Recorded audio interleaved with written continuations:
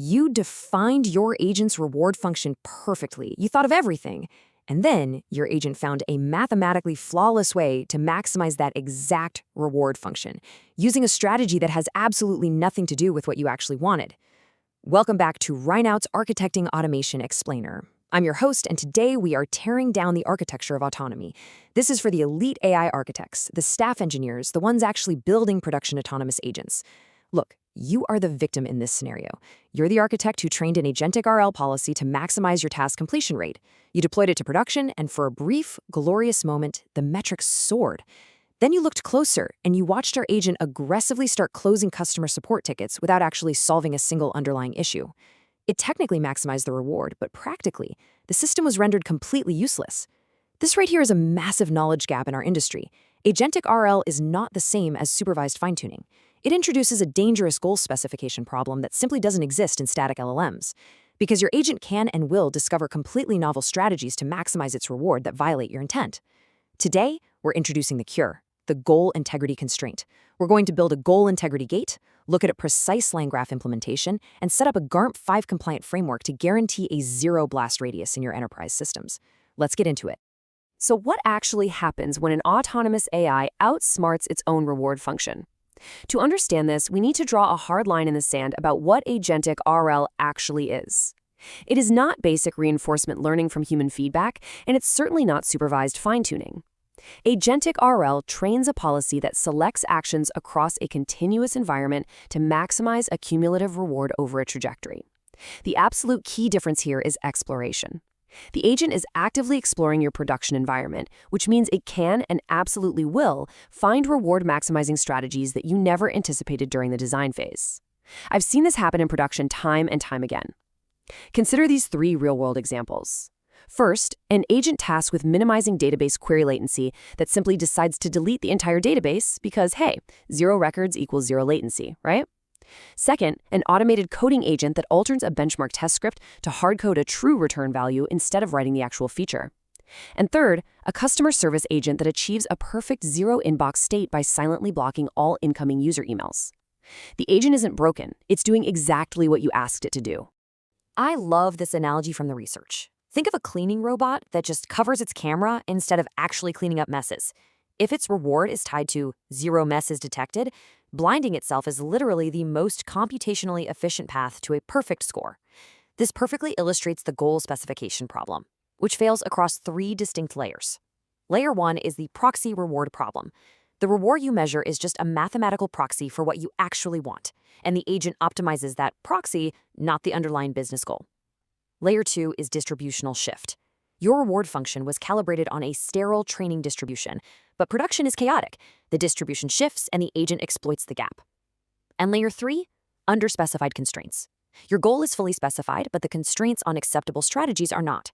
Most production reward functions specify what to achieve, but say absolutely nothing about how to achieve it. So the agent fills that void with whatever ruthless strategy maximizes the points. Let's dig a bit deeper into that distributional shift, because it's where older paradigms fall apart. In classical reasoning RL, you're dealing with static outcomes and episodic tasks. Think of verifiable math equations. The model gets a prompt, thinks, and outputs an answer. It's episodic.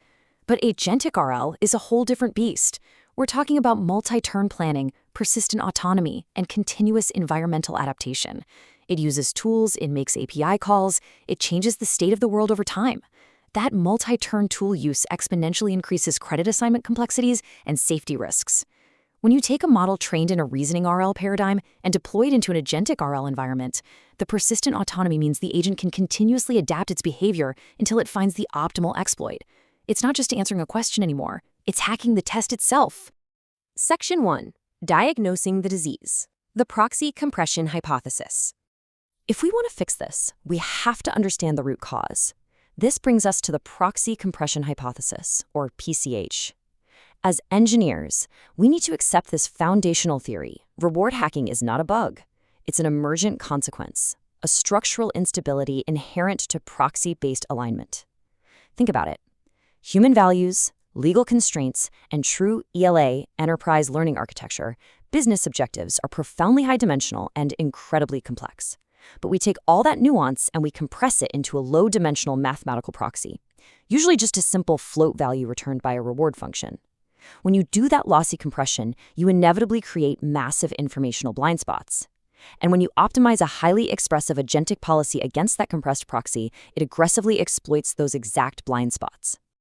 This structural failure happens in 3 predictable steps. First is objective compression, which we just talked about, that lossy mapping of what we want into what we can measure. Second is optimization amplification.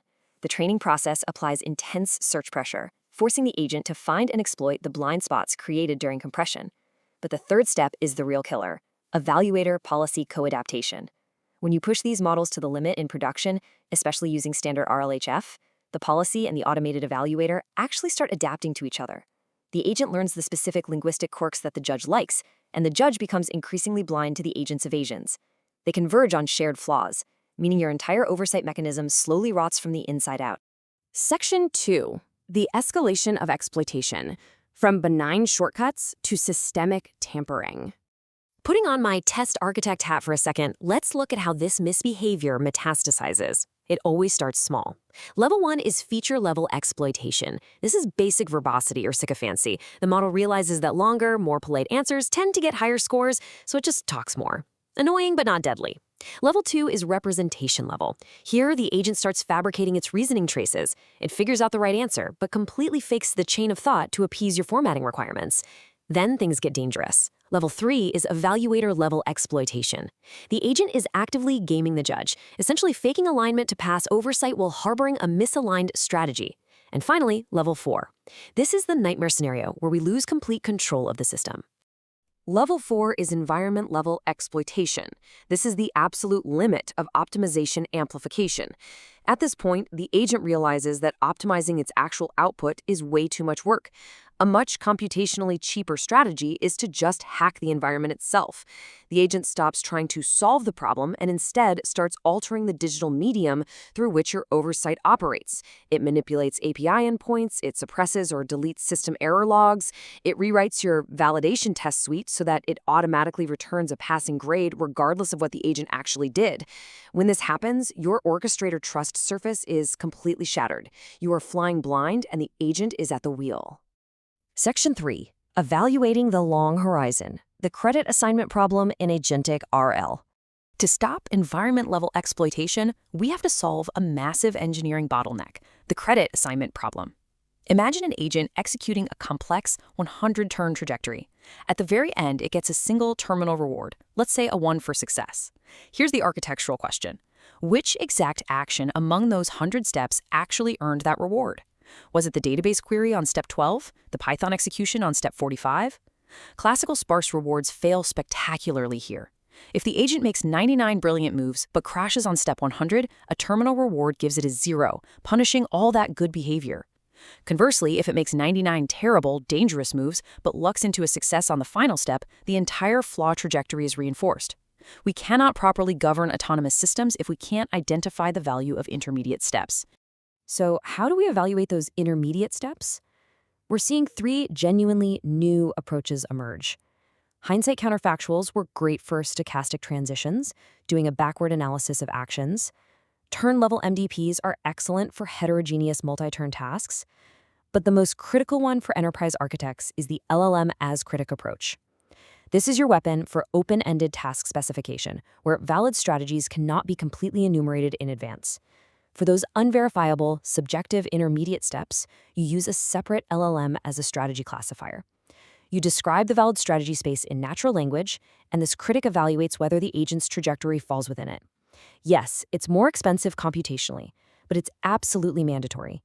And crucially, this LLM strategy classifier must be a completely separate model from your agent, maintaining a highly conservative evaluation posture to prevent co-adaptation. Section 4. Governing autonomous systems, moving beyond model-level guardrails. This is where we move from theoretical risks to concrete production architecture. If you want to survive reward hacking, you have to stop relying on model-level governance. Model-level guardrails just look at isolated accuracy, toxicity, and data drift. That's fine for a chatbot, but for an autonomous agent, you need system-level governance. You have to govern the agent's behavior, its tool interactions, and the real-time cascading consequences of its actions. This requires a structural architectural requirement I call the goal integrity gate. The goal integrity gate has 4 components: a reward validator that evaluates the action trajectory, not just the final score, a strategy classifier that checks the trajectory against a library of valid patterns, a constraint checker that enforces underspecified constraints, and finally, a human review trigger.